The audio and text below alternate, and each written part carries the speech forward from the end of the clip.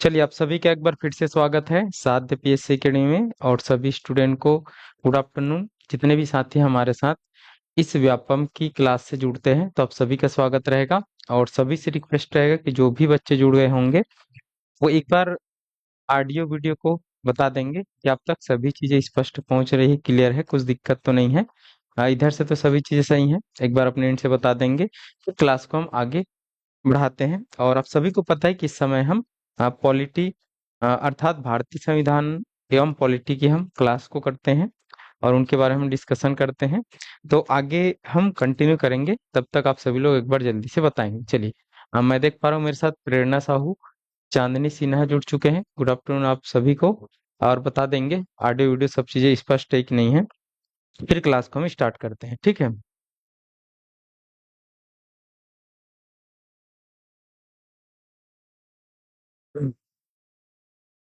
चलो हम टॉपिक पढ़ रहे थे भारतीय संविधान एवं राज्य व्यवस्था के अंतर्गत संवैधानिक विकास, कॉन्स्टिट्यूशनल डेवलपमेंट को हम देख रहे थे। ठीक है।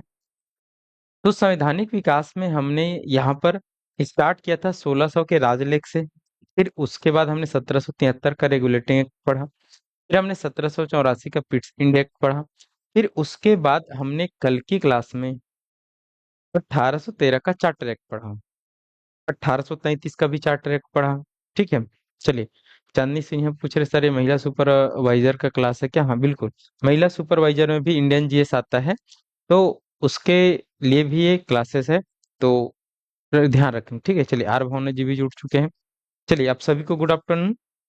चलो बच्चे जुड़ रहे हैं, उससे पहले हम रिवाइज कर लेते हैं कल की क्लास को कि हमने कौन कौन सी चीजें पढ़ा था। कल की क्लास में हमने 1813 का चार्टर एक्ट देखा था, जिसमें मैंने आपको बताया था कि 1800 के चार्टर एक्ट से ईस्ट इंडिया कंपनी के व्यापारिक एक अधिकार को समाप्त कर दिया गया। केवल दो चीजों को रखा गया, एक चीन के साथ व्यापार और एक चाय का व्यापार। ठीक है, ये हमने देखा। उसके बाद ईसाई मिशनरियों को भारत में धर्म प्रचार की स्वतंत्रता दी गई। भारत में अंग्रेजों के द्वारा पहली बार शिक्षा के लिए 1 लाख रुपए का बजट लाया गया। ठीक है। और उसके बाद हमने देखा था ये सारी चीजें हुआ था।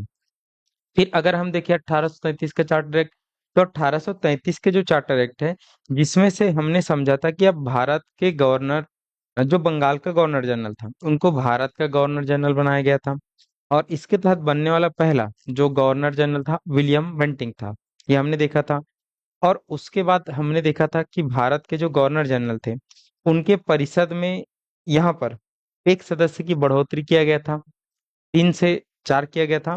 और चौथा जो सदस्य बनेगा वो एक विधि सदस्य के रूप में बनेगा, बट वो स्थायी नहीं था। वो सब चीज कर सकता है, मतलब वो बैठकों में भाग ले सकता है, सलाह भी दे सकता है, बस मतदान नहीं कर सकता था क्योंकि वो स्थायी नहीं था। ये हमने देखा था। उसके बाद इस 1833 के चार्टर एक्ट से कंपनी के एकाधिकार जो आंशिक रूप से 13 में किए गए थे, उनको पूरी तरीके से समाप्त कर दिया जाएगा, ये हमको देखना है। उसके बाद भारत में जो सिविल सेवा थे, उस सिविल सेवा में ये प्रयास किया गया कि जाति, धर्म और लिंग के आधार पर भेदभाव नहीं किया जाएगा और उनके लिए खुली भर्ती का आयोजन करने का प्रावधान किया गया, जिनका विरोध हुआ और वो लागू नहीं हो पाया। फिर इसी एक्ट के तहत हम देखेंगे कि भारत में विधि आयोग का गठन किया जाएगा पहली बार 1834 में, जिसमें 5 मेंबर रहेंगे, एक अध्यक्ष रहेगा लॉर्ड मैकाले, ये हमने देखा था। फिर दास प्रथा को भी समाप्त करने का प्रावधान किया गया था। हाँ, भले समाप्त हुआ था 1843 के चार्टर एक्ट, 1843 के अधिनियम से। ये चीजें आपको समझना है, ये आपको देखना है। तो कल की क्लास में हमने यहाँ तक किया था। किसी को कुछ डाउट है? जितने बच्चे जुड़े थे तो एक बार बता देंगे, कुछ क्वेश्चन है, कुछ समस्या है तो उनको भी बता देंगे। फिर आज की क्लास को हम आगे बढ़ाते हैं और 1853 के चार्टर एक्ट को देखते हैं, समझते हैं उसमें कौन कौन से महत्वपूर्ण प्रावधान थे।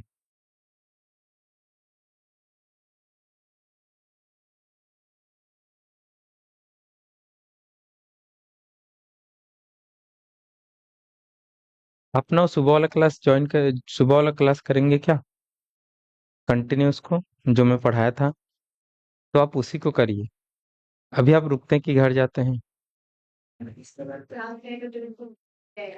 कल हुआ था इसके बाद क्लास? कौन सा क्लास? हम्म, देखो, इंग्लिश का ऑनलाइन होगा, मतलब वो रायपुर स्टूडियो से होगा। दो क्लास बताया तो पूछिए ऑफलाइन में क्या करके तो काम। हाँ तो मैं आपको बता रहा हूँ, वो जो पढ़ते हैं ना, वो शुरू से हमने चालू किया था, तो उसमें बैठेंगे तो इसमें बैठने की जरूरत नहीं है। दोनों एक ही सब्जेक्ट है और दोनों में अभी सेम टाइप पढ़ रहे हैं, ठीक है। तो उसके बाद इसमें बैठने की जरूरत नहीं है, अगर आप घर जाना चाहे तो। और बैठना चाहे तो मेरे को कोई ऐसा दिक्कत नहीं है। बट एक ही चीज को बार बार पढ़ेंगे ना, तो टाइम आपको क्या हो जाएगा, ज्यादा हेक्टिक हो जाएगा। अभी आप घर जाके थोड़ा सा आराम कर सकते हैं, ठीक है। तो ये है। अगर इसके बाद आपका क्लास नहीं होता होगा ना, तो आप घर चले जाएंगे मैथ्स क्लास के बाद, ठीक है। सुबह आप बैठते हैं ना मेरे क्लास में, तो सफिशियंट है, क्योंकि दोनों सेम है और दोनों अभी सेम टॉपिक चल रहा है, ठीक है। चलो बैठ जाएंगे तो कोई दिक्कत नहीं है, बट आप चाहे तो जा भी सकते हैं, ठीक। चलो देखते हैं। चलिए तो आज हम देखेंगे 1853 का चार्टर एक्ट। 1853 का चार्टर एक्ट देखेंगे, ठीक है। 1853 का चार्टर एक्ट, ये हमको देखना है, ठीक है। चलो तो 1853 के चार्टर एक्ट को हम समझते हैं और देखने की कोशिश करते हैं कि इसमें यहाँ पर कौन कौन से मुख्य प्रावधान किए गए थे ब्रिटिश ईस्ट इंडिया कंपनी के लिए। तो सबसे पहले तो आपको ये ध्यान रखना है कि ब्रिटिश ईस्ट इंडिया कंपनी के लिए अंतिम चार्टर एक्ट है। ये अंतिम चार्टर एक्ट है, ये आपको बताना है, ठीक है। ये अंतिम चार्टर एक्ट है। इसके बाद ब्रिटिश ईस्ट इंडिया कंपनी को समाप्त कर दिया जाएगा। जस्ट इसके बाद 1857 में क्रांति होगी, आपने सुना होगा नाम रानी लक्ष्मीबाई इन सब का। तो 1857 में क्रांति हो जाएगी और उसके बाद फिर कंपनी को समाप्त कर दिया जाएगा, ठीक है। ये हमको समझना है। अब देखो ये हुआ क्या था। इससे पहले अगर हम जाएंगे 1833 में, तो मैंने आपको बताया था कि यहाँ पर जो बंगाल के गवर्नर जनरल थे, उनको भारत का गवर्नर जनरल बनाया गया था। ये बताया था कि नहीं बताया था 33 में, आप याद करेंगे, ठीक है। तो उसी जो गवर्नर जनरल की परिषद है, साथ ही साथ मैंने आपको बताया था कि इसके परिषद में जो 3 सदस्य हुआ करते थे, उनमें एक सदस्य जोड़ा गया था। तो कितने मेंबर हो गए थे, 4 मेंबर हो गए थे। और जो एक सदस्य जुड़ा था, वो किस मेंबर के रूप में जुड़ेगा, विधि का जानकार के रूप में जुड़ा था ना, विधि सदस्य के रूप में जुड़ने वाला था। और ऐसा पहले सदस्य कौन जुड़ा था, लॉर्ड मैकाले जुड़ा का था। और मैंने आपको ये भी बताया था कि ये जो सदस्य है, वो स्थायी नहीं था, परमानेंट नहीं था। मतलब उनको वोट करने का अधिकार नहीं था। मैंने बताया था कि नहीं बताया था, बताया था ना। वो सब कुछ करेगा लेकिन वोट नहीं कर सकता था। तो वो जो सदस्य था, अस्थायी सदस्य था, टेम्पररी सदस्य था। तो उस सदस्य को यहाँ पर स्थायी कर दिया गया, ठीक है। तो गवर्नर जनरल की परिषद में जुड़े सदस्य को स्थायी कर दिया गया। तब 1853 में, ये आपको ध्यान पे देना है।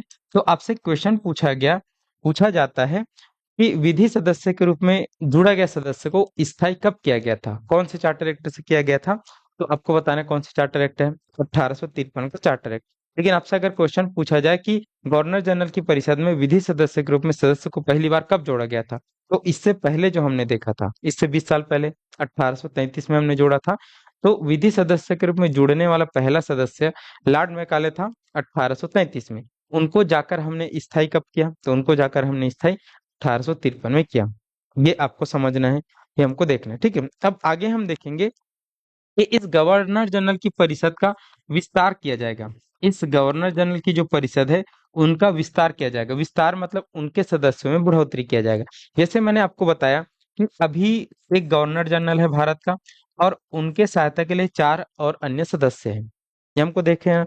उसके बाद इसी एक्ट में ये बोला गया कि अब गवर्नर जनरल यहाँ पर, इनके अलावा गवर्नर जनरल की परिषद में 6 अतिरिक्त सदस्य और जोड़ सकते हैं। कितने सदस्य, 6 अतिरिक्त सदस्य और जोड़ सकते हैं। और चाहे तो गवर्नर जनरल अगर 6 के अलावा और जोड़ना चाहे, तो 2 अतिरिक्त सदस्य और जोड़ सकते हैं, ठीक है। तो यहाँ पर गवर्नर जनरल की परिषद को बहुत ज्यादा बढ़ा दिया गया। गवर्नर जनरल की परिषद को एक बहुत लंबा कर दिया गया।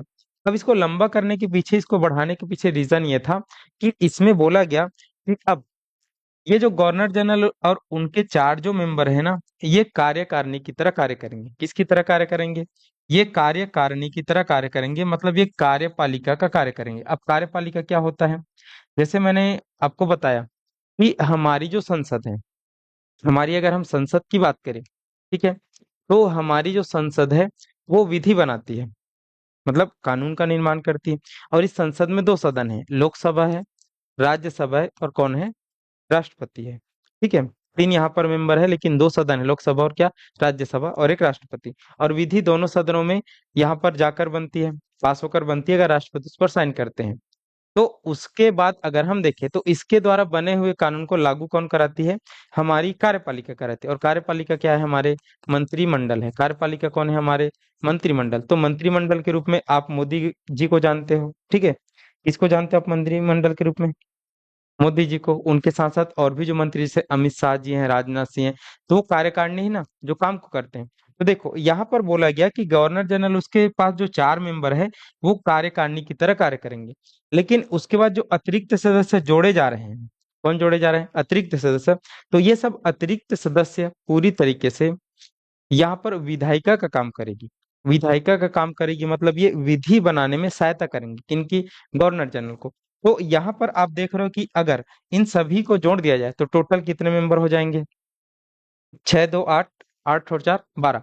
तो यहाँ पर आप देखेंगे कि गवर्नर जनरल की कार्यकारिणी में उनको छोड़कर कितने लोग हो जाएंगे, 12 मेंबर हो जाएंगे। तो ये जो 12 मेंबर है ना, ये 12 मेंबर मिलाकर केंद्रीय विधान परिषद का रूप धारण करेंगे। किसका रूप धारण करेंगे, केंद्रीय विधान परिषद का निर्माण करेंगे। और केंद्रीय विधान परिषद मतलब यही जो 12 मेंबर है वो गवर्नर जनरल के साथ मिलकर अब विधि निर्माण करेंगे। क्या करेंगे, विधि निर्माण करेंगे।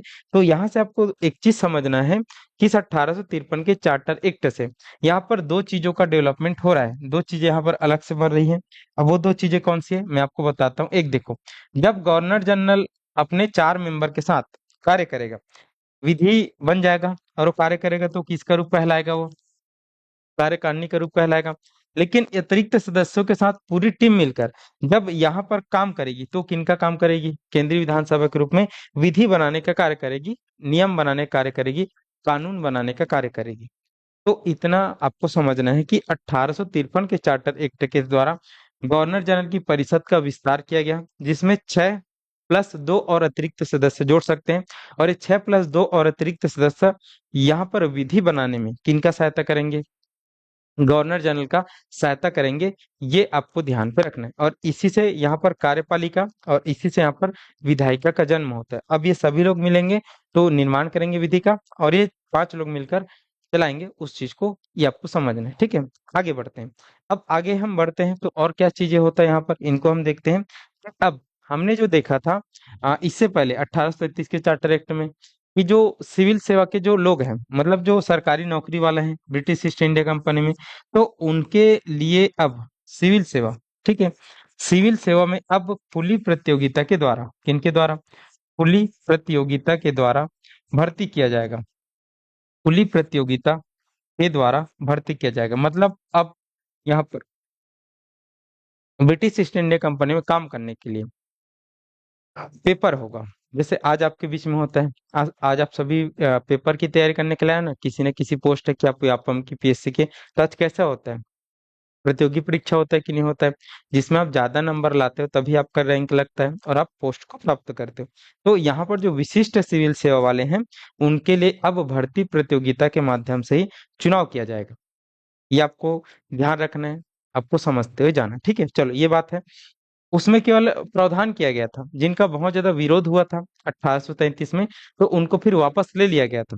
लेकिन 1853 में अब सीधा बोल दिया गया कि अब विशिष्ट सिविल सेवा के परीक्षकों में यहाँ पर खुली प्रतियोगिता होगी, और फिर भारत के बच्चे भी इसमें होने लगे, और भारत के बच्चे भी कलेक्टर बनने लगे। ये हम पढ़ेंगे कौन भारत के तरफ से इस खुली प्रतियोगिता में भाग लिया था और फिर वो कलेक्टर भी बन गए। जो अंग्रेजों को अच्छा नहीं लगा था, फिर उन्होंने यहाँ पर सिविल सेवा के जो मापदंड है उसको बहुत ज्यादा कठिन करना चालू कर। जैसे उन्होंने बोला कि अब अधिकतम आयु 23 साल रहेगी, फिर भारत के लोग आना चालू हो गए तो फिर 21 साल बोल दिया, फिर आने चालू हुए तो फिर 19 साल बोल दिया। अब 19 साल में भारत के लोग ग्रेजुएशन नहीं कर पाते थे, तो क्या कलेक्टर बन पाएंगे, नहीं बन पाएंगे। तो भारत के लोगों को रोकने के लिए अंग्रेजों ने बहुत सारे कदम भी उठाए। आगे हम देखेंगे उन सारी चीजों को, ठीक है। चलो ये हो गया। अब एक और चीज हमको समझना है यहाँ पर, इस अधिनियम के द्वारा एक और यहाँ पर पॉइंट आता है।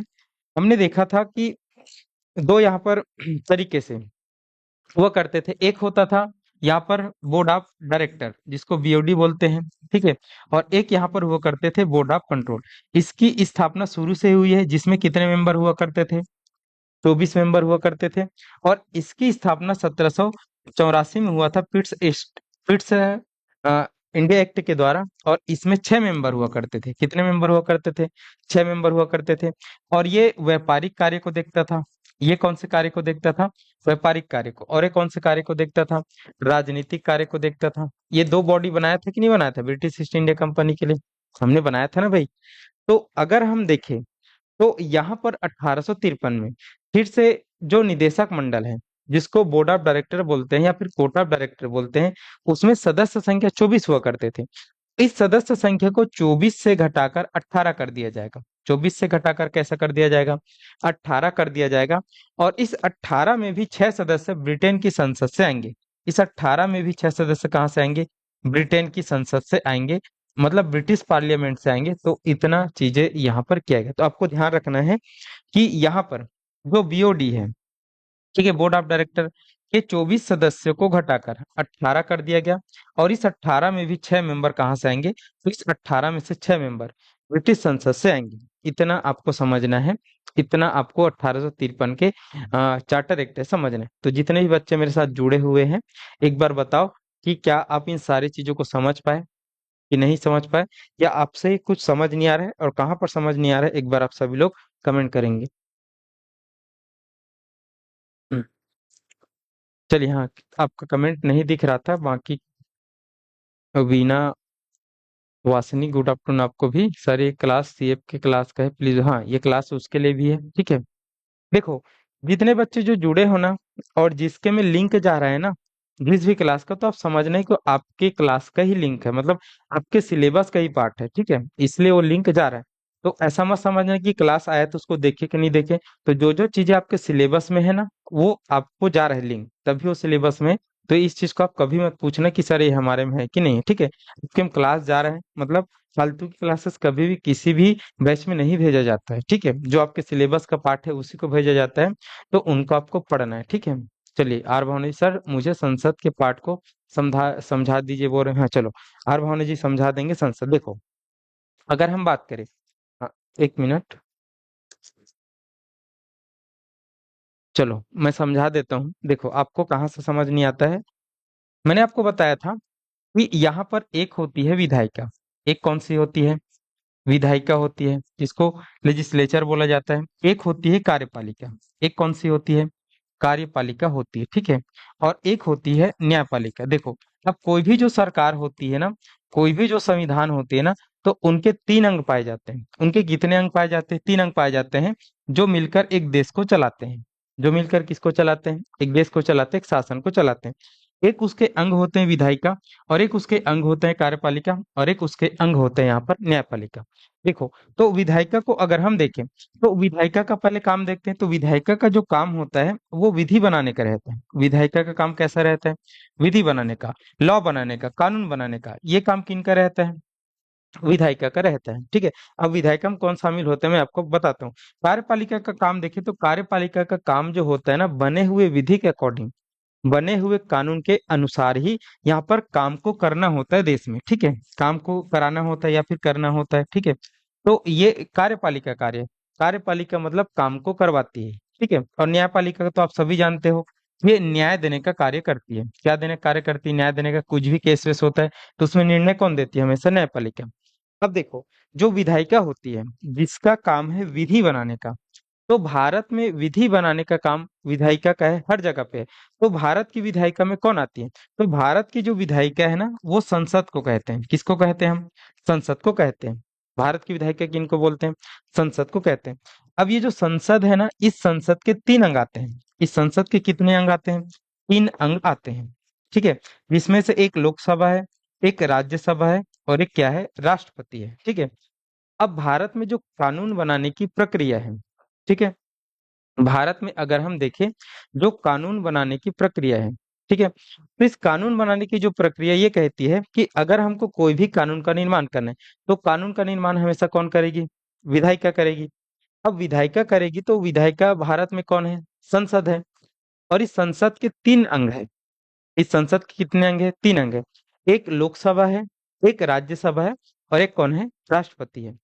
तो यही तीनों मिलाकर विधि का निर्माण करेगी। अब देखो, कोई भी अगर हमको विधि बनाना है, मान लो अगर हम देखें कि अभी बहुत ज्यादा गर्मी हो रहा है, बहुत ज्यादा गर्मी बढ़ गया है, तो हम मान लीजिए कोई कानून बनाना चाहते हैं कि हर व्यक्ति कम से कम अपने घर के आसपास 10-10 पेड़ लगाए, ऐसा हम कानून बनाना चाहते हैं। ऐसे जब हम कानून बनाना चाहते हैं तो उस कानून का ड्राफ्ट हम कहाँ पे लाएंगे, लोकसभा में लाएंगे। और आप सभी को पता है कि हमारे देश का जो लोकसभा है उसमें कितने मेंबर हैं, 543 सदस्य है। 543 सदस्य है ना भाई लोकसभा के। राज्यसभा के कितने मेंबर हैं, 245 मेंबर हैं। तो यहाँ पर जब हम पहली इसको लोकसभा में लाएंगे तो सभी लोग अगर बोलेंगे हाँ हमको इस प्रकार से कानून बनाना है तो फिर उसको पास करवाया जाता है, साधारण बहुमत से हम पास कराते हैं। अलग अलग प्रकार के विधि होते हैं उनके अनुसार से, ठीक है। अब विधेयक अलग अलग प्रकार के होते हैं, बाद में पढ़ेंगे। तो यहाँ से पास हो जाता है, फिर ये पास होने के बाद दूसरे सदन में जाता है, किसमें, राज्यसभा। अब ये अलग बात है कि पहले आप राज्यसभा में ला लो, वहां से पास करा लो, फिर दूसरे में आप लोकसभा में भेज दो, या फिर पहले आप लोकसभा में ले आओ या फिर दूसरे आप राज्यसभा में ले जाओ। ये मैटर नहीं करता है, ठीक है। आप कहीं भी स्टार्ट कर सकते हो, लेकिन उसके बाद आपको दूसरे सदन से भी उसको पास कराना है। अब दोनों सदनों से पास होने के बाद आप उसको अंतिम हस्ताक्षर के लिए किन के पास भेजते हो, राष्ट्रपति। तो राष्ट्रपति भी एक बार कम से कम देखता है कि कैसा बिल है, किस प्रकार से लाया जाता है। उनको लगता है कि हाँ सही बिल है, तो फिर वो अपना साइन करता है और ये बन जाता है विधि। तो ये भारत में विधि बनाने की प्रक्रिया है, और ये विधायिका का काम है। और भारत में विधायिका के अंतर कौन आता है, संसद काम करती है। और संसद के कितने अंग होते हैं, 3 अंग होते हैं, ये आपको ध्यान पे रखना, ठीक है। सर विधानसभा और विधान परिषद भी समझा दीजिए प्लीज, ठीक है। चलो तो आर भावना जी अभी इतना समझो, ठीक है। बाकी कल विधानसभा और विधान परिषद को हम समझेंगे। देखो, ये पूरे देश के लिए कानून बनाती है संसद, और राज्य के लिए कानून कौन बनाता है, तो राज्य के लिए कानून जहां पर विधानसभा बस है, विधानसभा बस बनाती है। और जहां पर विधानसभा और विधान परिषद दोनों है, वहां पर दोनों मिलकर बनाती है, ठीक है। तो राज्यों को ये फैसिलिटी प्रोवाइड किया गया है हमारे सरकार के द्वारा, हमारे संविधान के द्वारा, कि वो चाहे तो विधान परिषद भी रख सकती है और नहीं चाहे तो नहीं रख सकती। तो भारत में हर राज्य ने विधान परिषद नहीं रखा है, केवल 6 राज्यों ने ही विधान परिषद रखा है। तो वहां पर भी विधि इसी प्रकार से बनता है, ठीक है। वहां पर राष्ट्रपति की जगह पे राज्यपाल आ जाता है, ठीक है। अगर विधान सभा बस है, जैसे छत्तीसगढ़ में विधानसभा बस है, तो विधानसभा में लाएंगे, फिर राज्यपाल से साइन करा के बन जाएगा। अगर हम देखें कुछ राज्यों में दोनों हैं, जैसे अगर हम देखें कर्नाटक, कर्नाटक में विधानसभा भी है, विधान परिषद भी है, तो दोनों से पास करा के राज्यपाल से साइन करा ले। तो ऐसा वहां पर भी बनता है, ठीक है। अब ये समझ आया, आगे बढ़ते हैं। अब कार्यपालिका का कार्य हम देखेंगे, तो इसका काम जो विधि बना है उनके अकॉर्डिंग काम करना है, तो ये कार्यपालिका है। और वो कौन सा, विधायिका। अब समझ आ गया, तो जल्दी से बताएंगे। चलो कौन कौन क्या क्या पूछ रहे हैं। चलिए स्वागत राम शिव। आज दूसरा क्लास का, हाँ आज हमारा ना दूसरा नहीं, चौथा क्लास है। कितना क्लास है हमारा, चौथा क्लास, ठीक है। चलिए कल्याणी साहू जी स्टार्ट हो गया है। हमारी जो क्लास है 1 बजे रहती टाइमिंग पे स्टार्ट हो जाता है, ठीक है। चलो किसी को और कुछ डाउट है तो जल्दी से पूछ लेंगे, फिर आगे हम देखेंगे। ये जो 1853 का चार्टर एक्ट के प्रमुख जो प्रावधान है वो आपको समझ आए कि नहीं आए, एक बार जल्दी से आप लोग कमेंट कर देंगे, ठीक है। फिर आगे हम बढ़ जाएंगे। अगर समझ आ गया हो तो हाँ करके, नहीं आया तो कहाँ पर नहीं आया है एक बार आप पूछ लेंगे, फिर हम आगे बढ़ते हैं, ठीक है। ये सब क्वेश्चन बहुत आते हैं, ठीक है।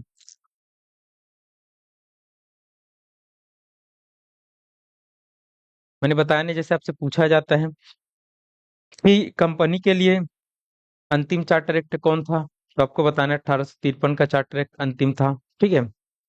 उसके बाद अगर आपसे पूछा जाए कि भारत के गवर्नर जनरल में अतिरिक्त सदस्य को किस चार्टर एक्ट के द्वारा पहली बार जोड़ा गया, तो इसी से जोड़ा गया। अतिरिक्त सदस्य कितने, 6+2, ठीक है। और यहाँ पर केंद्रीय विधानसभा किस चार्टर एक्ट से बना, तो इसी से बना। सभी लोग मिलकर केंद्रीय विधानसभा का निर्माण करेंगे, ये आपको देखना है, ठीक है।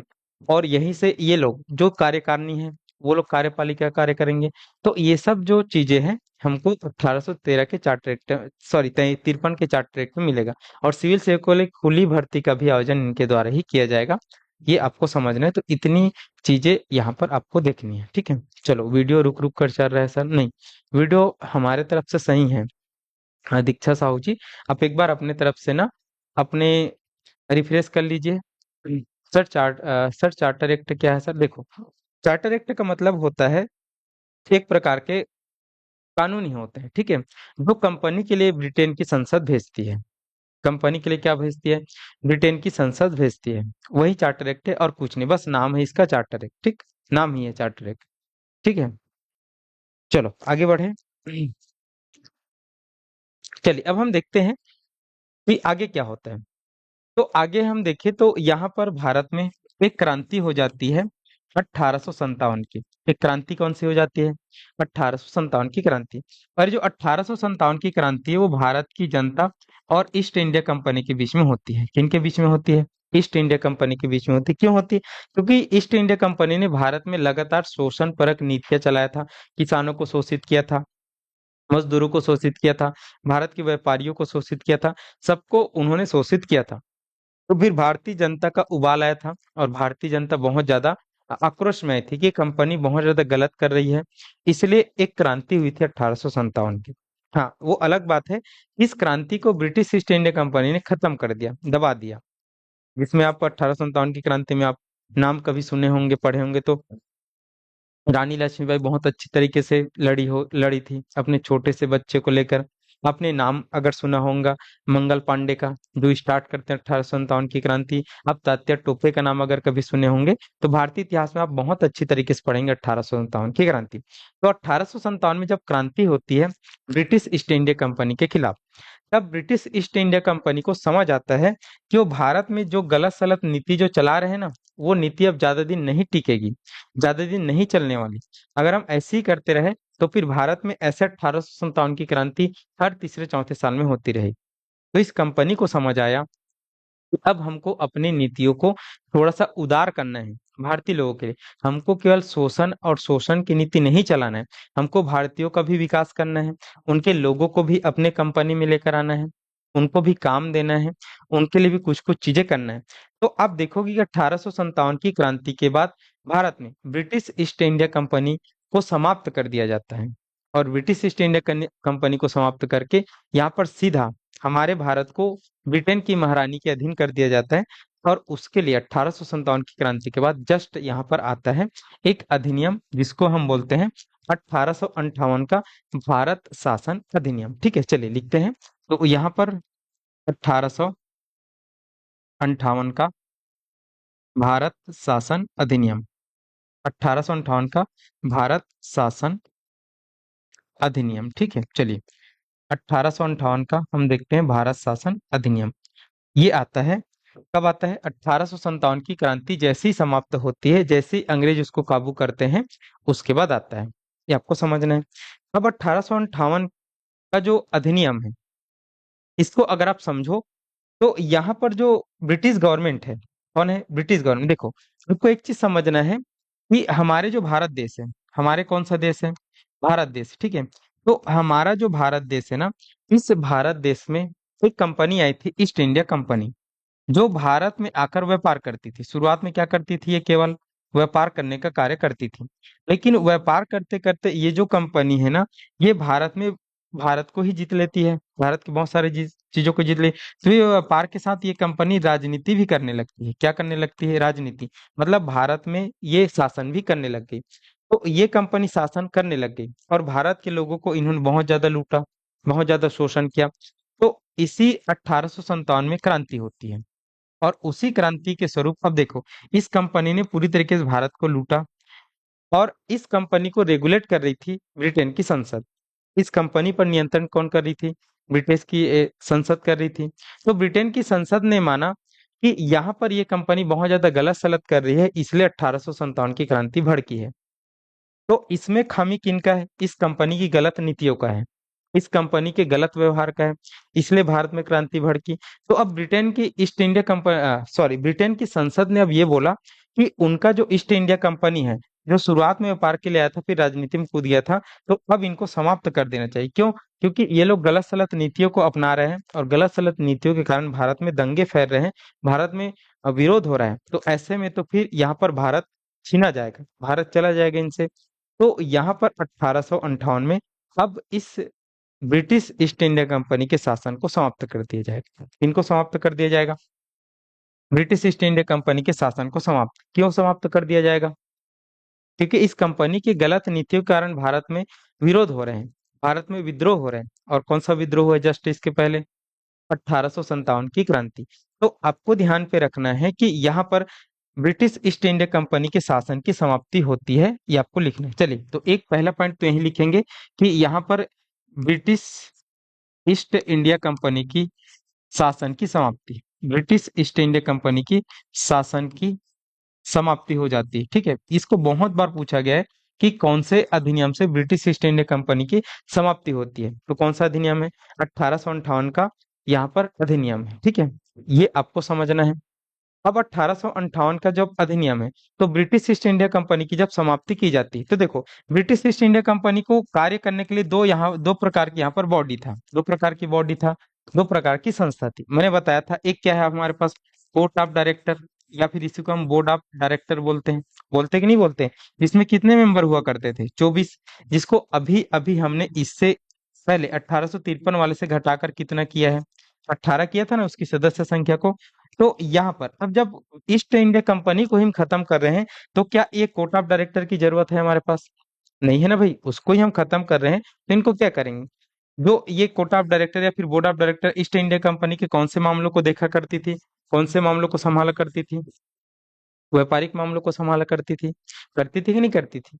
अब इसके बाद अगर हम देखें, तो अब यहाँ पर अगर हम देखें, तो एक और था यहाँ पर कौन सा? ठीक है, ये कोर्ट ऑफ डायरेक्टर या फिर बोर्ड ऑफ डायरेक्टर, और एक है यहाँ पर बोर्ड ऑफ कंट्रोल, जिसको हम, ये नियंत्रक मंडल है और ये निदेशक मंडल है। इसकी स्थापना की गई थी व्यापारिक मामलों को संभालने के लिए। किनको संभालने के लिए? व्यापारिक मामलों को संभालने के लिए। किनके? ब्रिटिश ईस्ट इंडिया कंपनी के। तो इनका शुरुआत हुआ था 1784 के पीट्स इंडिया एक्ट में, जिसमें कितने मेंबर हुआ करते थे? 6 मेंबर हुआ करते। देखो, तो अब यहाँ पर ब्रिटिश ईस्ट इंडिया कंपनी को ही समाप्त किया जा रहा है, तो उनके ये दोनों संस्था को रखने की कोई जरूरत है अपने पास? बिल्कुल भी नहीं है। तो यहाँ पर ब्रिटिश ईस्ट इंडिया कंपनी की जैसे शासन की समाप्ति होता है, वैसे ही यहाँ पर कोर्ट ऑफ डायरेक्टर, जिसको हम निदेशक मंडल बोलते हैं, और एक बोर्ड ऑफ कंट्रोल, जिसको हम नियंत्रक मंडल बोलते हैं, इनको भी स्वतः ही समाप्त कर दिया जाता है। इनको ही क्या कर दिया जाता है? स्वतः ही समाप्त कर दिया जाता है। तो आपको ध्यान रखना है, आपसे पूछा जाता है कि भारत में किस अधिनियम से ब्रिटिश ईस्ट इंडिया कंपनी की समाप्ति किया जाता है? ब्रिटिश ईस्ट इंडिया कंपनी के शासन की समाप्ति किया जाता है, तो कौन सा है? 1858 का भारत शासन अधिनियम। ये आपको समझना है, ठीक है। अब इसके साथ ही साथ इनको भी खत्म कर दिया जाता है, तो इनको भी कई बार अलग क्वेश्चन पूछा जाता है कि कोर्ट ऑफ डायरेक्टर या फिर बोर्ड ऑफ कंट्रोल या फिर बोर्ड ऑफ डायरेक्टर या फिर इसको हिंदी में निदेशक मंडल, इनकी समाप्ति कब किया जाता है? तो इनकी समाप्ति इसी में किया जाता है, क्योंकि कंपनी ही नहीं रही तो इनको क्या करेंगे? और एक आता है बोर्ड ऑफ कंट्रोल, नियंत्रक मंडल, तो इनकी भी समाप्ति इसी से की जाती है। तो ब्रिटिश ईस्ट इंडिया कंपनी की समाप्ति। अब देखो, अब ऐसा नहीं कि यहाँ पर ब्रिटिश ईस्ट इंडिया कंपनी की समाप्ति कर दिया गया और भारत को छोड़ दिया गया। भारत को अंग्रेजों ने छोड़ा नहीं, भारत को अंग्रेज अभी भी गुलाम करेंगे। बस अब वो तरीका, और बस अब वो चेंज करेंगे मालिक का नाम। पहले हमारे मालिक कौन हुआ करते थे? East India company. अब हमको संभालने के लिए यहाँ पर सीधा सीधा हमको अब सीधा ब्रिटिश महारानी संभालेगी। कौन संभालेगी भारत को? ब्रिटिश महारानी संभालेगी। तो यहाँ पर एक पॉइंट लिखना कि 1858 के अधिनियम के द्वारा अब ताज का शासन स्टार्ट होगा। किनका शासन? ताज का शासन। और इस ताज को क्राउन कहा जाता है इंग्लिश में। और ताज मतलब यहाँ पर अब ब्रिटेन के जो राजा है, ब्रिटेन के जो रानी है, ब्रिटेन में राजा रानी सिस्टम चलता है, सम्राट सिस्टम चलता है। तो अब भारत सीधा सीधा ताज के शासन से शासित होगा। अब कोई भी कंपनी नहीं रहेगा।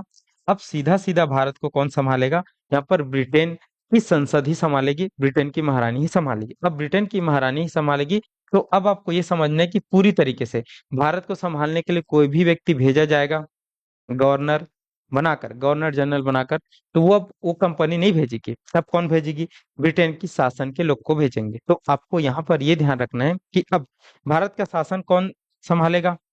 ताज का शासन संभालेगा। मतलब हम सीधे सीधे ब्रिटेन की महारानी के अधीन हो गए। ठीक है, पहले हम कंपनी के अधीन थे, लेकिन कंपनी को समाप्त कर दिया गया और ताज के शासन के अधीन कर दिया गया। तो अब इसी 1858 के अधिनियम में आपको एक और पॉइंट लिखना है कि अब भारत का जो प्रमुख होगा, जैसे अभी भारत का प्रमुख कौन हुआ करता था? गवर्नर जनरल हुआ करता था। भारत का गवर्नर जनरल हुआ करता था ना, भारत का प्रमुख। तो अब भारत के प्रमुख को गवर्नर जनरल ना बोलकर यहाँ पर वायसराय कहा जाएगा। भारत के प्रमुख को अब क्या कहा जाएगा? वायसराय कहा जाएगा। ठीक है, ये आपको ध्यान पे रखना है। तो अब भारत के प्रमुख को वायसराय कहा जाएगा, जो पूरे देश को अब संभालेगा। किसके प्रतिनिधि के रूप में? ब्रिटिश क्राउन के प्रतिनिधि के रूप में। ये आपको देखना है। और ऐसा बनने वाला प्रथम वायसराय लॉर्ड कैनिंग थे, ध्यान आपको रखना है। तो भारत का प्रथम वायसराय अगर आपसे पूछा जाए तो कौन आएगा? लॉर्ड कैनिंग आएगा। ये आपको अच्छी तरीके से याद होना चाहिए। पूछा गया है कई बार कि भारत का प्रथम वायसराय कौन है, तो लॉर्ड कैनिंग है, आपको यहाँ पर बताना है। ठीक है। अब उसके बाद, अब लॉर्ड कैनिंग तो भारत में रहेगा, लॉर्ड कैनिंग कहाँ पे रहेगा, भारत में। लेकिन इंग्लैंड में, भारत के लॉर्ड कैनिंग अर्थात भारत के वायसराय को कौन देखेगा? क्या ब्रिटेन के महारानी के पास और कोई काम नहीं है? क्या ब्रिटेन की संसद के पास और कोई काम नहीं कि वो भारत के वायसराय से लगातार बात करते रहेगा? तो यहाँ पर एक परिषद बनाया गया, जिसको हम बोलते हैं एक पद बनाया गया जिसको हम बोलते हैं भारत सचिव का पद, जिसको यहाँ पर हम बोलते हैं भारत सचिव का पद। ठीक है। और भारत सचिव का पद बनाया गया, और उनके लिए 15 सदस्यीय टीम का गठन किया गया। उनके लिए कौन सी टीम का गठन किया गया? 15 सदस्यीय टीम का गठन किया गया उनके। देखो समझाता हूं मैं। ये हमारा भारत है, ये कौन सा है हमारा? ठीक है, सॉरी, ठीक है, एक मिनट ना। ये हमारा भारत है, ठीक है। अब ये हमारा भारत है, और ये ब्रिटेन है। ये कौन सा है? ये ब्रिटेन है। ठीक है। तो अब हमारे भारत देश पर कंट्रोल कौन कर रहा है?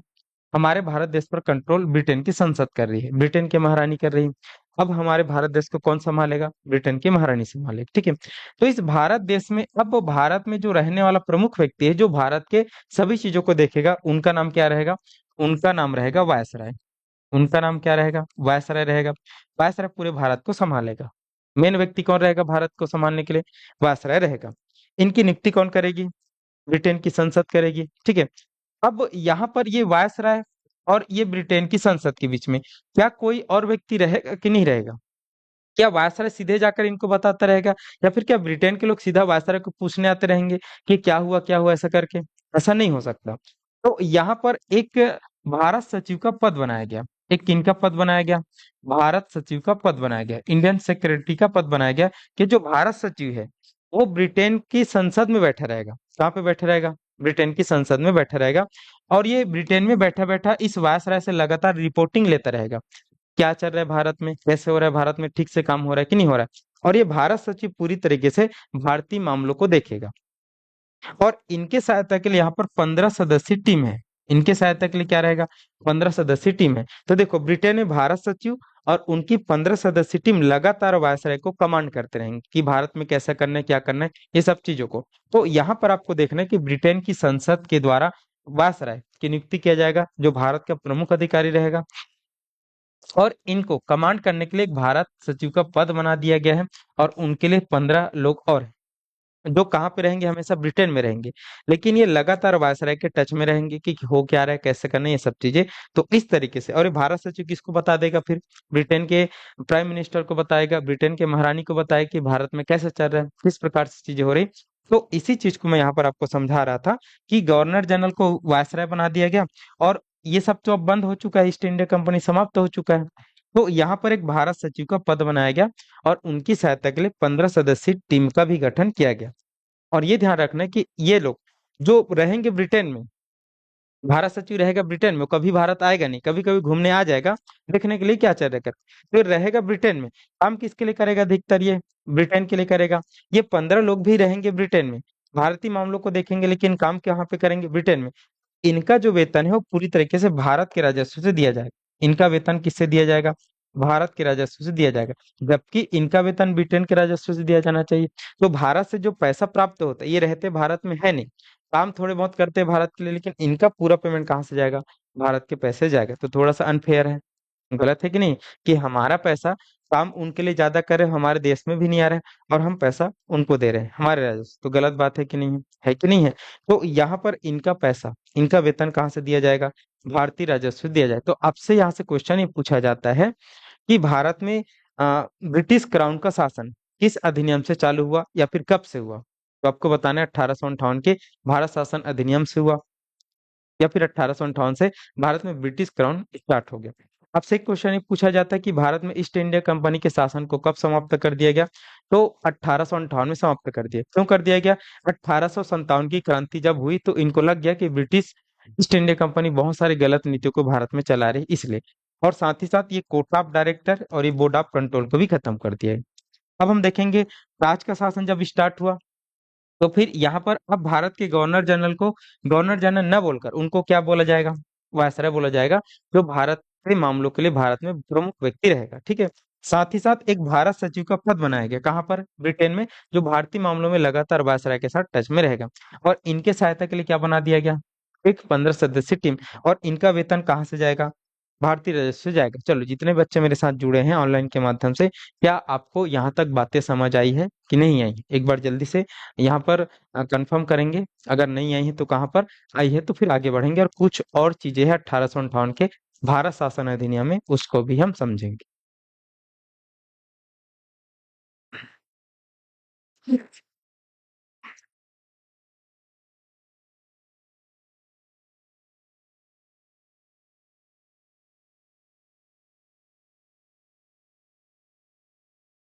चलिए जल्दी से कमेंट करेंगे। चलो, जितने भी बच्चे हैं जो ऑनलाइन में हैं, क्या आपको समझ आता है कि नहीं आता है, कि सर क्या पढ़ा रहे हैं, ऐसा लगता है? एक बार बताएंगे जितने भी बच्चे जुड़ते हैं। समझ आता है ना आप लोगों की हम क्या पढ़ते हैं? आपको अब कुछ समझ आता है? ठीक है।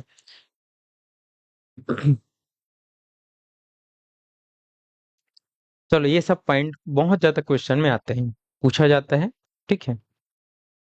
चलो आगे बढ़ते हैं, देखते हैं। चलो, इसी के अंतर्गत कुछ पॉइंट और लिखते हैं ना अपन।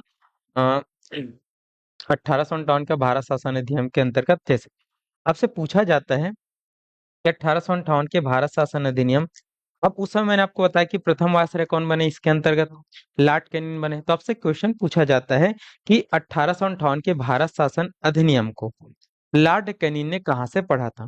तो लॉर्ड कैनिंग ने ना इसको इलाहाबाद से पढ़ा था। लॉर्ड कैनिंग ने इसको कहाँ से पढ़ा था? इलाहाबाद से पढ़ा था, ये आपको ध्यान रखना है। और ये आया था कब? ये जो भारत शासन अधिनियम है, इसको 1 नवंबर 1858 को पढ़ा गया था। कब पढ़ा गया था? 1 नवंबर 1858 को पढ़ा गया था, ये आपको ध्यान रखना है। और 1 नवंबर 1858 को पढ़ा गया था इलाहाबाद के किले से, किनके द्वारा? लॉर्ड कैनिंग के द्वारा किया गया था। और इसी को 1858 के अधिनियम को महारानी विक्टोरिया का घोषणा पत्र भी कहा जाता है। क्या कहा जाता है? महारानी विक्टोरिया का घोषणा पत्र। देखो, अब मैंने आपको बताया कि ब्रिटेन में राजा रानी वाला सिस्टम चलता है, वहां पर आज भी राजा रानी बनते हैं, सम्राट बनते हैं, प्राइम मिनिस्टर भी वहां पर रहते हैं। लेकिन जैसे हमारे देश में राष्ट्रपति रहते हैं ना, तो वहां पर ब्रिटेन की महारानी रहती है, ब्रिटेन के राजा रहते हैं। हाँ, ये मैंने बता दिया अभी। स्वागत राम सिंह। 1858 में ब्रिटेन की जो महारानी थी, वो विक्टोरिया थी। कौन थी वो? विक्टोरिया थी। तो इसको विक्टोरिया का घोषणा पत्र भी कहा जाता है। और विक्टोरिया का जो घोषणा पत्र है, तो जब इनको पढ़ा गया जब इनको पढ़ा गया, तो उस समय भारत के जो जो लोग थे, जो थोड़े बहुत जानते थे, तो भारत के लोगों ने बोला कि अब भारत का विकास होगा, अब भारत का सही तरीके से विकास होगा, क्योंकि अब हम ब्रिटेन की महारानी के अधीन आ गए।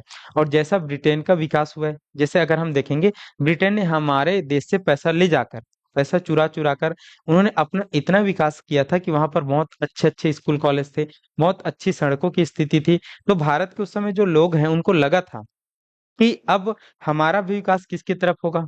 ब्रिटेन की तरफ होगा।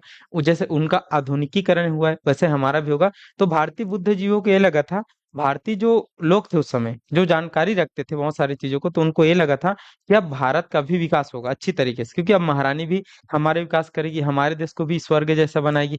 ऐसा उनको लगा था उस समय, बट ये उनकी गलतफहमी थी, वो आगे चलकर दूर हो जाएगी, कि ऐसा नहीं होने वाला था। तो इनको भारतीय जो बुद्धिजीवी वर्ग है, ठीक है, जो समय थोड़ा सा इंटरेस्ट रखते थे राजनीति में, तो इन्होंने भारत के लिए इस घोषणा पत्र को, यहाँ पर भारतीय बुद्धिजीवी ने मैग्ना कार्टा कहा था। क्या कहा था? इनको भारत का मैग्ना कार्टा कहा जाता है। इनको क्या कहा जाता है भारतीय बुद्धिजीवियों के द्वारा? भारत का मैग्ना कार्टा कहा जाता है।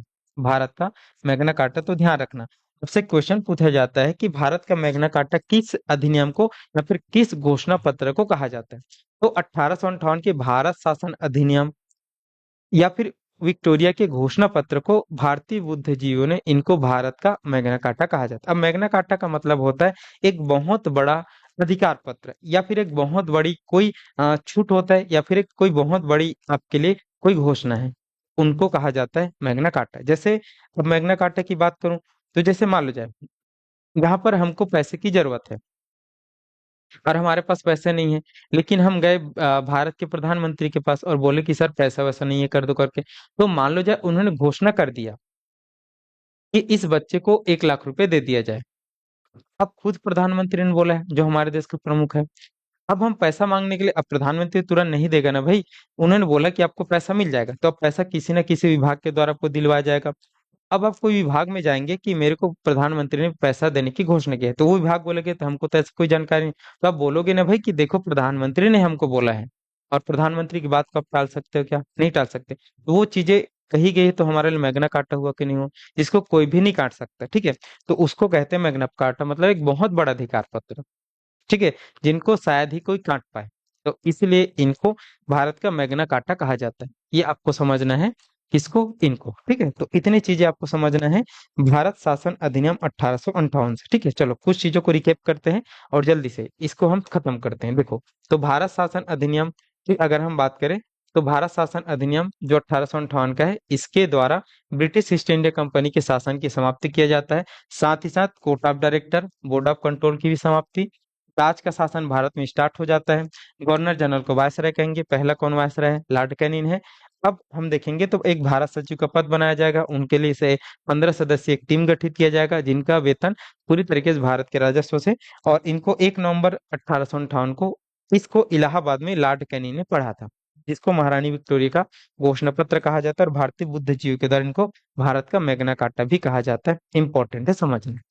चलिए, इतना चीज है, इतने पॉइंट आप पढ़ लिए तो 1858 का भारत शासन अधिनियम खत्म। ठीक, चलो आगे बढ़ते हैं। अब हम देखते हैं।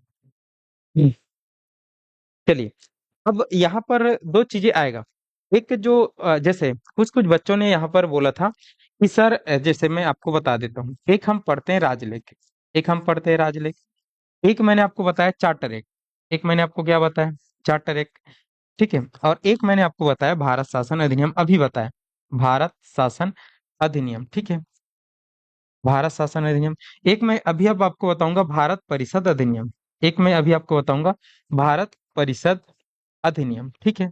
चलिए, अब उस बच्चे का डाउट भी क्लियर कर देते हैं और आपको बहुत सारी चीजें भी क्लियर हो जाएगी।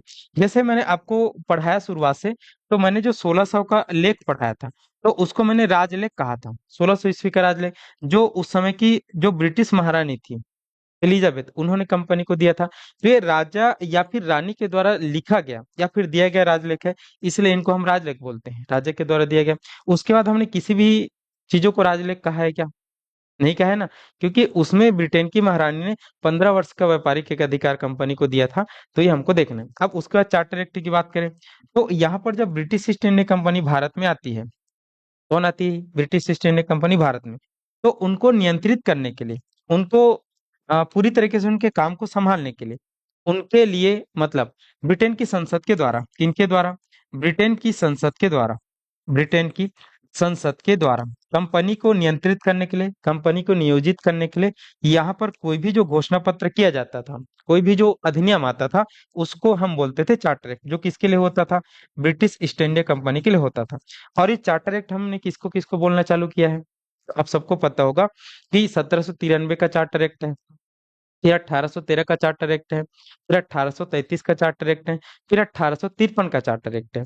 फिर 1853 में खत्म हो गया। फिर अभी जस्ट मैंने आपको 1858 का पढ़ा है, उनको मैंने चार्टर एक्ट नहीं कहा, उनको मैंने क्या कहा? भारत शासन अधिनियम कहा। तो भारत शासन अधिनियम मैंने इसलिए कहा क्योंकि अब कंपनी का शासन समाप्त हो गया। कब समाप्त हो गया? 1857 में समाप्त हो गया। 1858 में हमने उनको खत्म कर दिए। तो अब कोई भी चार्टर एक्ट नहीं आएगा जो कंपनी के लिए आता था, कोई भी यहाँ पर अधिनियम, तो उसको हम चार्टर एक्ट बोलते थे। ये हमको समझना है। अब आ रहा है भारत शासन अधिनियम। अब क्या आ रहा है? भारत शासन अधिनियम। तो 1858 का जो अधिनियम था, वो भारत पर शासन करने के लिए आ रहा था कि नहीं आ रहा था? कि अब हम किससे शासित होंगे? अब हम यहाँ पर ताज के शासन से शासित होंगे, मतलब ब्रिटेन की महारानी शासित होंगे। अब हमारे यहाँ शासन पद्धति कैसे होगा कि अब हमारे ऊपर में कौन रहेगा? वायसराय रहेगा। और वायसराय के ऊपर में भारत का सचिव रहेगा, उनके लिए 15 सदस्यीय टीम रहेगा। तो ये भारत की शासन व्यवस्था को क्या कर रही है? यहाँ पर बना रही ना। तो इसलिए इसको हम भारत शासन व्यवस्था बोलते हैं, कि भारत की शासन व्यवस्था में यहाँ पर कुछ अधिनियम लाया जा रहा है, कुछ उसमें चेंजेस किए जा रहे हैं, इसलिए इनको हम भारत शासन बोलेंगे, जो भारत के शासन से संबंधित रहेगा। कुछ यहाँ पर चेंजेस करते हैं। अब कुछ चीजों को अभी अब देखेंगे तो भारत परिषद अधिनियम बोलेंगे। जैसे मैं अभी आपको जस्ट एक भारत परिषद अधिनियम बताने वाला हूँ, जिसको मैं बोलूंगा 1861 का भारत परिषद अधिनियम। 1861 का भारत परिषद अधिनियम। तो मैं इसको भारत शासन अधिनियम क्यों नहीं बोल रहा हूँ? जैसे मैं ये भी तो बोल सकता हूँ ना इसको, 1861 का भारत शासन अधिनियम बोल सकता हूँ, लेकिन मैं इसको 1861 का भारत परिषद अधिनियम क्यों बोलूंगा, या फिर क्यों बोल रहा हूँ? तो आपको ध्यान रखना कि मैं इसको इसलिए 1861 का भारत परिषद अधिनियम बोलूंगा, क्योंकि इसके द्वारा जो परिषद बना है, कौन सा परिषद बना है, ये जो भारत सचिव का पद बना है और उनके लिए जो 15 सदस्यीय परिषद बना है, उसमें चेंजेस किया जाएगा। उसके लिए कुछ कुछ आएगा। ये भारत के शासन को कुछ भी तरीके से यहाँ पर वो नहीं करेगा, कम ज्यादा नहीं करेगा। और भारत के शासन में अगर कुछ चीजों को चेंजेस करना होगा तो यहाँ पर भारत शासन अधिनियम आएगा। ये आपको समझना है।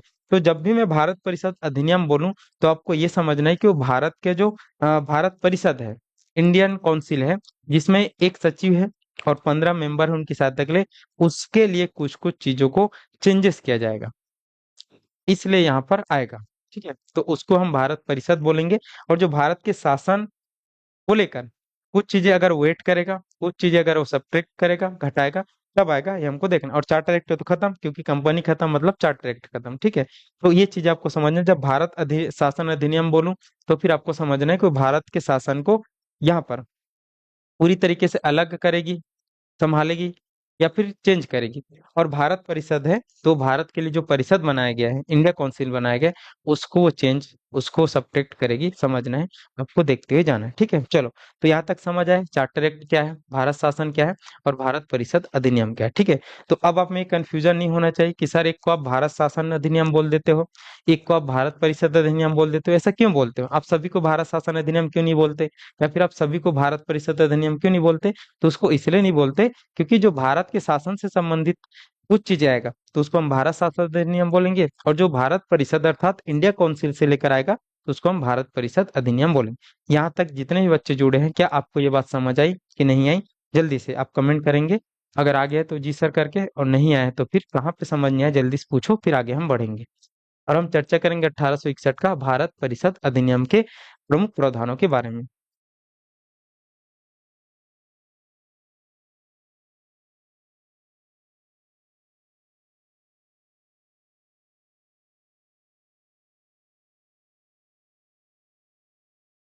तो समझ आया?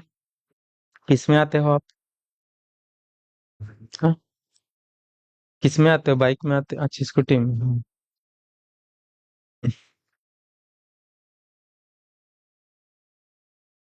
चलो आप पूछ लेना एक बार अच्छे से। अगर उसके बाद इधर क्लास नहीं होता होगा ना तो आप चल दिया करेंगे, ठीक है? क्योंकि बिना खाए हुए, हाँ सेम, इसलिए मैंने बताया ना। उसमें हम पीछे चल रहे हैं, उसमें हम 1600 स्टार्ट किए ना आज, 1773 तक पढ़े, इसमें हम आगे हो गए। बट उसमें भी ये सब चीजों को पढ़ेंगे अपन। ठीक है, दोनों क्लासेस ना पैरेलल चालू है। हाँ, ये इस जो हम पढ़ रहे हैं व्यापम के लिए पढ़ रहे हैं, तो ये बहुत जल्दी पढ़ेगा, मतलब बहुत स्पीड से पढ़ेंगे, उसको बहुत आराम से पढ़ेंगे, क्योंकि वो सीजीपीएससी के लिए है। ठीक है, तो उसमें हम रुक रुक कर एकदम पढ़ेंगे बहुत सारी चीजों को। तो पीएससी थोड़ा टफ रहता है, व्यापम थोड़ा सा उससे कम टफ रहता है। ठीक है, चलो। इसलिए इसमें थोड़ा सा स्पीड हम मेंटेन करेंगे, और उसमें थोड़ा सा कम रहेगा। तो उसमें अगर आप बैठो तो इसकी जरूरत नहीं, या फिर इसमें बैठ रहे हो तो उसकी जरूरत नहीं। ठीक है, तो एक में बैठेंगे कि आपको काफी रहेगा। ठीक है, अलग अलग टॉपिक चलता है ना तो मैं बोल देता कि दोनों में बैठो कर, लेकिन जब एक ही चल रहा है तो आप इतना टाइम पास क्यों करोगे? ठीक है, और सुबह से बिना खाए पिए आए रहोगे तो ज्यादा तकलीफ नहीं देना है। ठीक है, चलो आगे बढ़े। चलिए देखते हैं यहाँ से। अब हम हेडिंग डालते हैं 1861 का भारत परिषद अधिनियम। चलिए, 1861 का भारत परिषद अधिनियम, भारत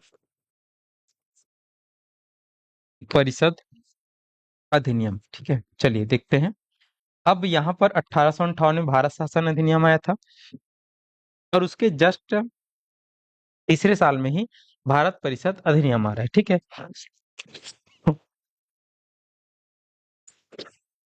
चलिए अब इस भारत परिषद अधिनियम में क्या क्या चीजें था, क्या क्या प्रावधान था, हम समझते हैं और देखते हैं। ठीक है, देखो, तो यहाँ पर भारत परिषद अधिनियम लाने के पीछे अंग्रेजों का मतलब ब्रिटिश महारानी या फिर ब्रिटिश संसद का अगर हम उद्देश्य समझे तो इनका उद्देश्य डर था। डर कैसा था? 1857 की क्रांति का डर था। अंग्रेज 1857 की क्रांति से बहुत डरे हुए थे। क्यों डरे हुए थे? उनको डर था कि अगर हमने अब सही तरीके से भारतीयों का सहयोग नहीं लिया, भारतीयों को संतुष्ट नहीं किया, भारतीयों के लिए कुछ काम नहीं किया, तो जैसा क्रांति 1857 में हुई थी उससे भी ज्यादा बड़ी क्रांति और होगी। और उससे भी ज्यादा अगर बड़ी क्रांति होती है और हमारी हार होती है तो इतना बड़ा जो भारत देश है, जो सोने की चिड़िया जिससे हम बहुत ज्यादा पैसा कमाते हैं, वो हमारे हाथ से निकल जाएगा। ये डर था अंग्रेजों को, ये डर लगने लगा था 1857 की क्रांति के बाद। इसलिए इन्होंने सोचा कि अब भारतीयों को हमको वो जितना मांग कर रहे हैं उतना तो नहीं देंगे, लेकिन कुछ बातों, जैसे वो 10 बातों को मांग कर रहे हैं, तो एक दो बातों को हम मांगेंगे, तभी यहाँ पर काम बन पाएगा। नहीं तो फिर वो फिर असंतुष्ट होंगे, तो फिर विद्रोह करेंगे। करेंगे कि नहीं करेंगे? तो इन्हीं को सोचकर इन्होंने ऐसा अधिनियम लाया जो अब भारतीयों के सहयोग की नीति के तहत काम करेगा। मतलब अब भारतीयों को अपने साथ भी मिलाना है, उनके लिए कुछ काम भी करना है, और उनको खुश भी रखना है थोड़ा थोड़ा, ताकि वो खुश भी रहे, कोई विद्रोह न करे, और हमारा जो व्यापार चल रहा है, हमारा जो पैसा आ रहा है वो भी आता रहे। ये अंग्रेजों को लगा।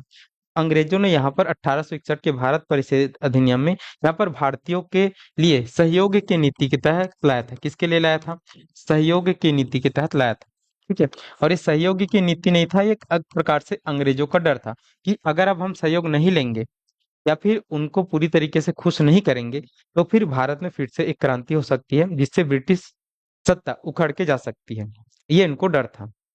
तो इन्होंने बहुत सारी चीजों को यहाँ पर किया। अब बहुत सारी चीजों को कैसे किया, तो यहाँ पर हम समझते कुछ चीज। जैसे हम पहले लिखते हैं केंद्रीय परिषद में इन्होंने क्या क्या चेंजेस किया। ठीक है। केंद्रीय विधान परिषद में इन्होंने क्या क्या परिवर्तन किया, इसको हमको देखना है। केंद्रीय विधान परिषद में, ठीक है, केंद्रीय विधान परिषद में परिवर्तन। ठीक है, समझते हैं और देखते हैं। चलिए, तो केंद्रीय विधान परिषद में क्या क्या इन्होंने परिवर्तन किया, इनको हम समझते हैं, इनको हम देखते हैं। देखो, अब केंद्रीय विधान परिषद मैंने आपको बताया था कि जो यहाँ पर वायसराय है, अब गवर्नर जनरल को हम वायसराय बोलेंगे। क्या बोलेंगे हम? वायसराय। कौन से अधिनियम से? 1858 के अधिनियम से। अब वायसराय है, और वायसराय की सहायता के लिए कितने मेंबर हैं यहाँ पर? और 5 मेंबर हैं। ठीक है। देखो, मैंने यहाँ पर आपको बताया था, समझना। ठीक है, पूरी तरीके से हमने एक परिषद बनाया था। ये देखो, यहाँ पर एक कौन था? गवर्नर जनरल था, और 4 उसके क्या थे? और अन्य, हाँ, मतलब 4 उनके सहायता के लिए थे, और +6 और अतिरिक्त वो जोड़ सकता था, और +2 और अतिरिक्त जोड़ सकता था। ऐसा हमको यहाँ पर देखना है। ठीक है। तो यहाँ पर 4 थे, तो एक सदस्य को बढ़ाया गया।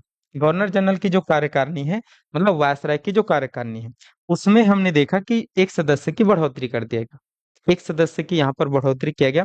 और यहाँ पर वायसराय समेत अगर हम देखेंगे तो इसके सदस्य 6 हो गए। तो आपको लिखना है कि वायसराय की कार्यकारिणी में एक सदस्य की वृद्धि किया गया। किनकी वृद्धि किया गया? एक सदस्य की वृद्धि किया गया। ये आपको समझना है। ठीक है, एक सदस्य को बढ़ाया गया, तो सदस्य 4 से बढ़कर कितने हो गए? 5 हो गए। ये आपको देखना है। अब जो वायसराय है, मैंने इससे पहले आपको बताया था कि वायसराय के काउंसिल में वो 6 + 2 और अतिरिक्त सदस्यों को रख सकता है अपनी सहायता के लिए।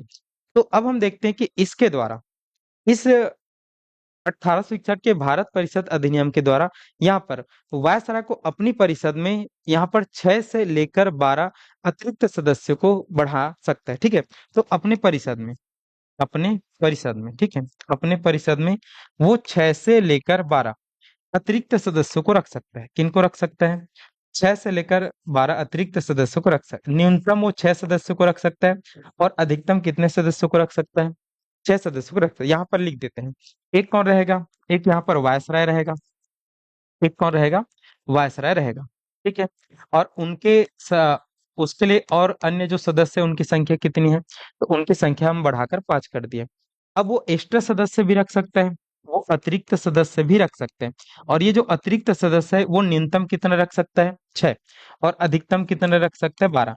तो ये न्यूनतम 6 और अधिकतम 12 सदस्य वो रख सकते हैं अपनी काउंसिल में। तो ये लोग तो कार्यकारिणी हो जाएगा, ये लोग पूरी तरीके से कार्य करते हैं ना वायसराय के साथ मिलकर। और पूरा जब ये मिल जाएगा, तो ये पूरी तरीके से विधायिका कहलाएगी। पूरी तरीके से कानून का निर्माण करने वाली संस्था कहलाएगी। तो यहाँ पर अतिरिक्त सदस्य रखे गए, कितने? न्यूनतम 6 और अधिकतम 12। तो आपसे क्वेश्चन पूछा जाता है कि वायसराय की परिषद में न्यूनतम 6 और अधिकतम 12 सदस्य रखने की जो घोषणा है वो कौन से अधिनियम से हुई थी? तो 1861 के भारत परिषद अधिनियम से की गई थी। ये आपको समझना है, ये आपको देखना है। अब ये जो अतिरिक्त सदस्य है वो किनकी सहायता करेंगे? वायसराय की सहायता करेंगे विधि के निर्माण को, कानून को बनाने में। ये आपको समझना है, ठीक है। अब यहाँ पर मैंने आपको बताया कि इसमें एक सहयोग की नीति, किनके सहयोग की नीति? भारतीयों की सहयोग की नीति।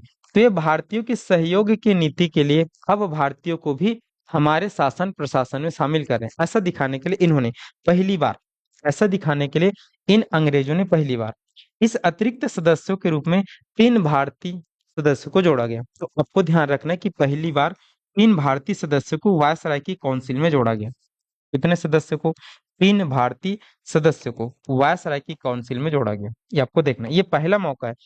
अंग्रेज हमको छूना भी पसंद नहीं करते थे, हमारी तुलना कुत्तों से करते थे। हमारी तुलना किससे करते थे? कुत्तों से करते थे। लेकिन अंग्रेज अब जान गए हैं कि अगर हम भारतीयों को अपने साथ नहीं रखेंगे, अपने साथ मिलजुल कर नहीं करेंगे, तो ये हमको भगा देंगे, ये हमको विद्रोह करके पूरी तरीके से। तो इन्होंने भारतीयों का सहयोग लेने स्टार्ट किया। तो इस अतिरिक्त सदस्यों के रूप में न्यूनतम कितने रख सकता है? 6। अधिकतम कितने रख सकता है? 12। तो इसमें यहाँ पर घोषणा किया गया कि अब भारत में 3 सदस्यों को इस काउंसिल में जोड़ा जाएगा, ठीक है। अब एक अगर हम देखेंगे तो कौन कौन जोड़ा गया, ये क्वेश्चन बहुत ज्यादा पूछा गया है, एमपी लगाना एकदम ध्यान से। आपसे क्वेश्चन पूछा जाता है कि पहली बार वायसराय की परिषद में कितने भारतीयों को जोड़ा गया था? तो पहली बार वायसराय की परिषद में 3 भारतीयों को जोड़ा गया। पहली बार वायसराय की परिषद में भारतीयों को जोड़ना किस अधिनियम से किया गया? आपको बताना 1861 के भारत परिषद अधिनियम। अब वो कौन कौन लोग जुड़े थे उनको पूछा जाता है कि पहली बार वायसराय की परिषद में जुड़ने वाले कौन कौन लोग थे, तो उनको भी आपको बताना है। तो एक यहाँ पर पटियाला के राजा थे, एक यहाँ पर किसके राजा थे? पटियाला के राजा।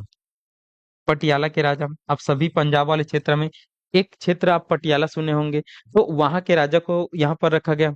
एक यहाँ पर आता है बनारस, यूपी का एक जगह है बनारस, जहाँ का पान वान और जहाँ का साड़ी वाड़ी फेमस है, ठीक है, बनारसी साड़ी और पान वहाँ का, ठीक है। तो यहाँ पर बनारस के राजा को जोड़ा गया सदस्य के रूप में, ठीक है। और एक अगर हम देखें तो पटियाला के राजा हो गया, बनारस के राजा हो गया, और एक सर दिनकर राव है। एक कौन है? तो एक सर दिनकर राव जी है, एक है सर दिनकर राव। और इस सर दिनकर राव एक प्रकार के वकील टाइप के थे, जो मद्रास सॉरी जो बम्बई हाई कोर्ट में, बम्बई के जो कोर्ट है वहां पर ये पूरी तरीके से प्रैक्टिस करते थे, और ये अंग्रेजों का बहुत ज्यादा समर्थन करते थे, अंग्रेजों के साथ ही रहते थे। तो इनको इन्होंने किया। तो पहली बार देखो कि अंग्रेज जो है वो नाम मात्र के लिए ही सही भारतीयों को अपने साथ जोड़ रहे हैं, जो एक बहुत बड़ी उपलब्धि थी उस समय भारतीयों के लिए। कौन कौन जुड़े थे? पटियाला के राजा, बनारस के राजा और सर दिनकर राव। ये आपको ध्यान से देखना है, आपको समझना है, ठीक है। चलो, ये बातें समझ आई कि नहीं आई?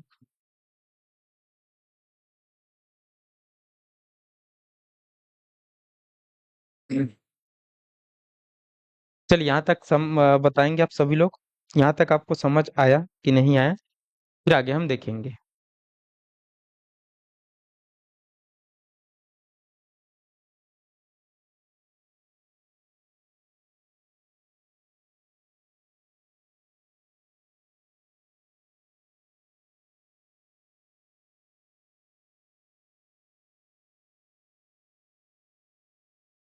हाँ, चले जाइए।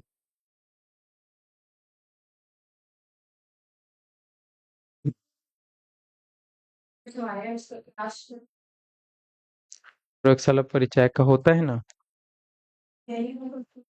पता कर लेंगे ना, आपको बताएंगे, उसमें साइंस ज्यादा पढ़ना पड़ेगा आपको।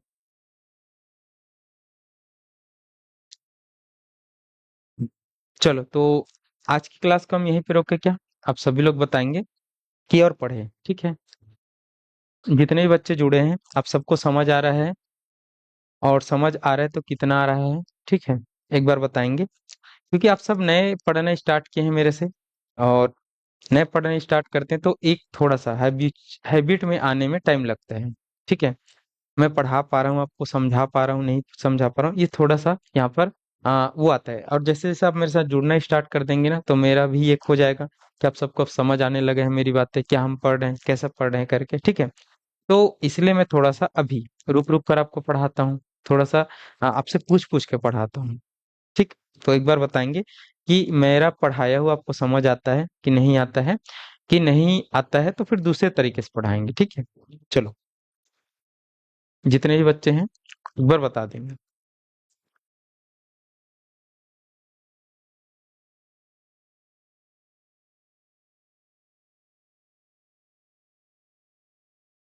चलो, तो आज की क्लास को हम यही एंड करते हैं, क्योंकि अब जो हम पढ़ेंगे ना, फिर आप थोड़ा सा कंझा जाओगे, ठीक है।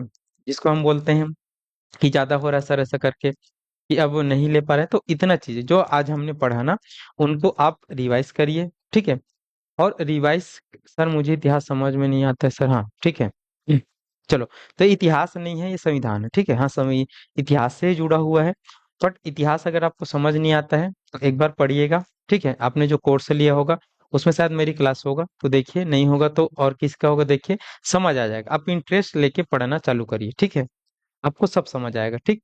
चलो, तो आज यहीं पर रोकते हैं, क्योंकि आज भी हमने बहुत सारे कंटेंट पढ़े हैं, तो ये सब चीजें आपको याद होनी चाहिए, भूलना नहीं है क्या क्या हमने पढ़ा है। फिर कल की क्लास में जब हम आएंगे, तो अभी 1861 का भारत परिषद अधिनियम खत्म नहीं हुआ है, ठीक है। इसमें वायसराय की शक्तियों को भी बहुत ज्यादा बढ़ाया गया था, ठीक है। तो उन शक्तियों को हम देखेंगे, कौन कौन सी शक्ति बढ़ाया गया था, तो समझने का यहाँ पर प्रयास करें, क्योंकि उनको अभी अभी हम देखेंगे ना, तो 10 मिनट और लगेगा, और 10 मिनट में फिर आपकी कैपेसिटी नहीं रहेगी उतना पढ़ने की।